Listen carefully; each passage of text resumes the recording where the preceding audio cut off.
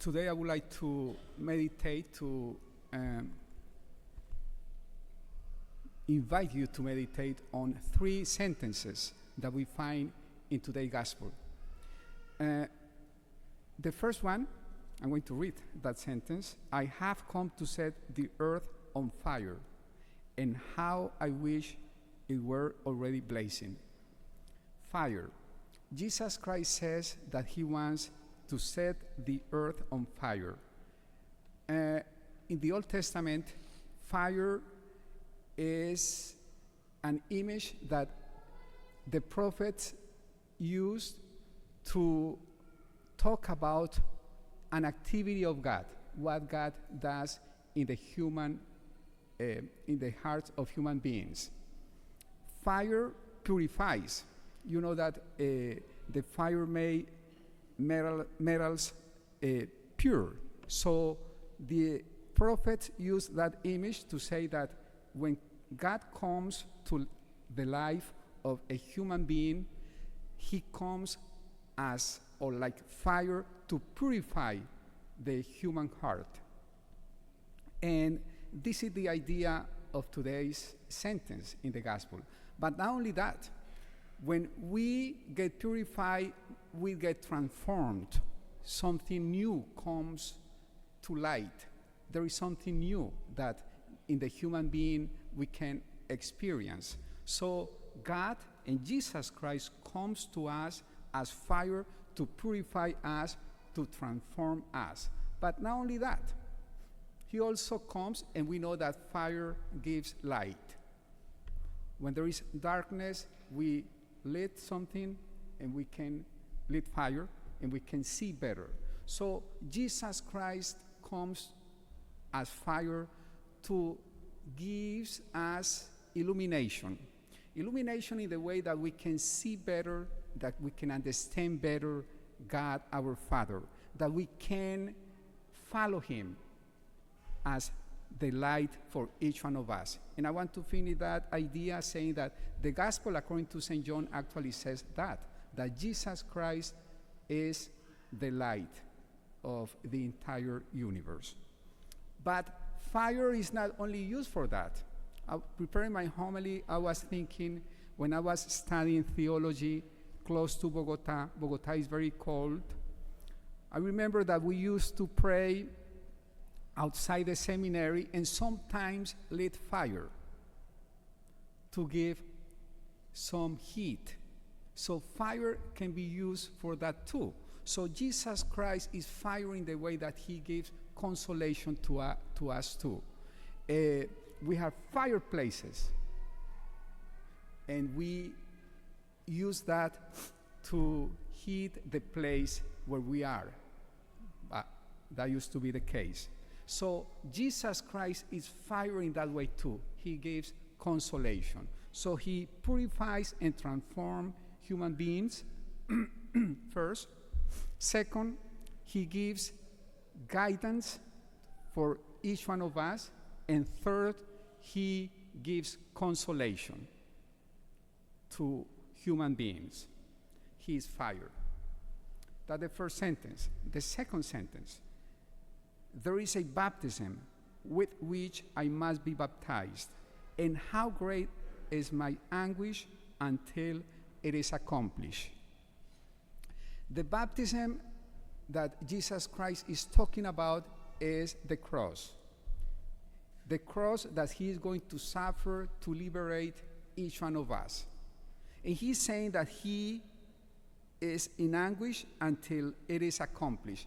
His mission was to come to save us, and to save us meant to suffer the cross. Today maybe we have to meditate on that too. The cross of Jesus Christ, and how, looking at that cross, we can see the great love that God and Jesus himself has for each one of us. He gives his life, he gave his life for each one of us to give us life. So let us meditate upon that, and let us look at Jesus Christ, the crucifix, Jesus Christ on the cross, and remind each one of us of that great sacrifice that he accomplished for our own liberation. And the third one and last sentence, do you think that I have come to establish peace on the earth?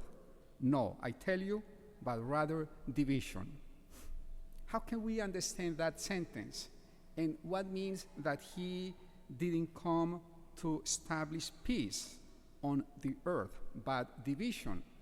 In the same gospel, according to St. Luke, today's gospel, at the beginning, when Jesus Christ was born and the angels appeared to some shepherds, the angels announced to those shepherds that peace was given through Jesus Christ, through that infant. So it seems that it is a contradiction. How can we understand that? I think we can go to the first reading and understand a little bit what the gospel means, but I do not come to establish peace on the earth, but division. The prophet Jeremiah. The prophet Jeremiah is one of the prophets who suffered a lot because his message was not popular. What the message? In summary, he was saying to the king who was surrendered or who was close to be surrendered by the Babylonian Empire, we have to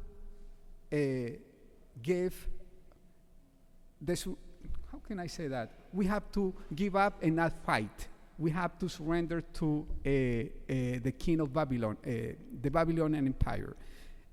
So his message was a little bit confused and people didn't like it because the right thing to do in their mind was to fight and not allow the kingdom of Babylon to take possession of the land of Israel.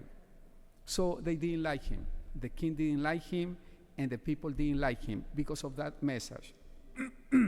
But Jeremiah continued telling them that they had to surrender, that they could not fight because they deserved that, and they have to surrender because God wanted that. So to be close to God meant for him, and to be obedient to God meant to him prison and persecution. Okay. In that way, when Jesus Christ is saying that he is not here to establish peace on earth but division, we have to understand that a little bit as the prophet Jeremiah. Sometimes as Christians, as followers of Jesus Christ, we are invited to stand on our principles, to stand on our Christians' beliefs, and to follow them wherever we go.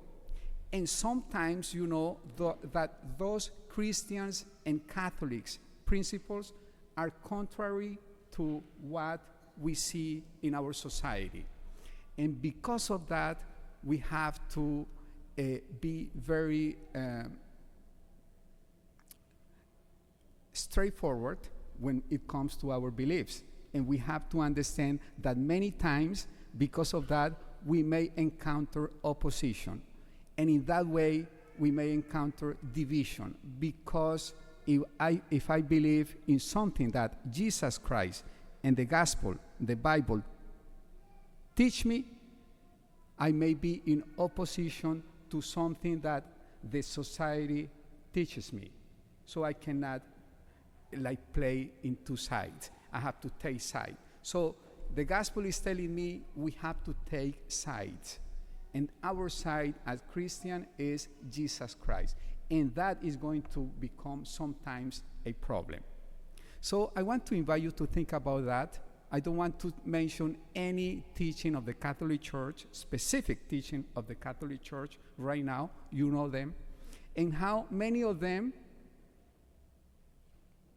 may not be very popular in our society. Think about that. Many of them.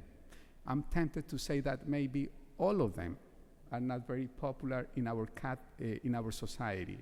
And when that becomes a reality. When we go here, it's very easy. Huh? We are all Catholic. Maybe we think like in general, and we believe in general the same thing. But when we go out and we talk to people who are not Christian, now it comes a little bit more complicated. And when we feel that society teaching us and that society telling us to do something different that go in the opposite way of our beliefs, that becomes a little bit more difficult. So the gospel is telling us, stay in your Christian values, stay there.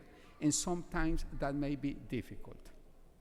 So to finish my homily, first, Jesus Christ today is telling us and inviting us to open our hearts to Him who comes as fire.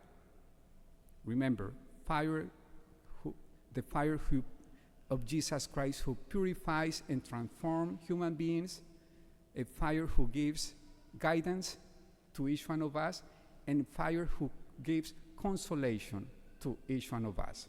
Second, He is telling us and inviting us to look at the cross and see in that cross the great love that He has for each one of us. And third, He is inviting us to stay firm in our principles as Christians and to understand that many times we are going to encounter opposition in our society, but there we have to remember that we are Christians and that we have values and principles that we have to fight for every single day. Please stand. I believe in one God,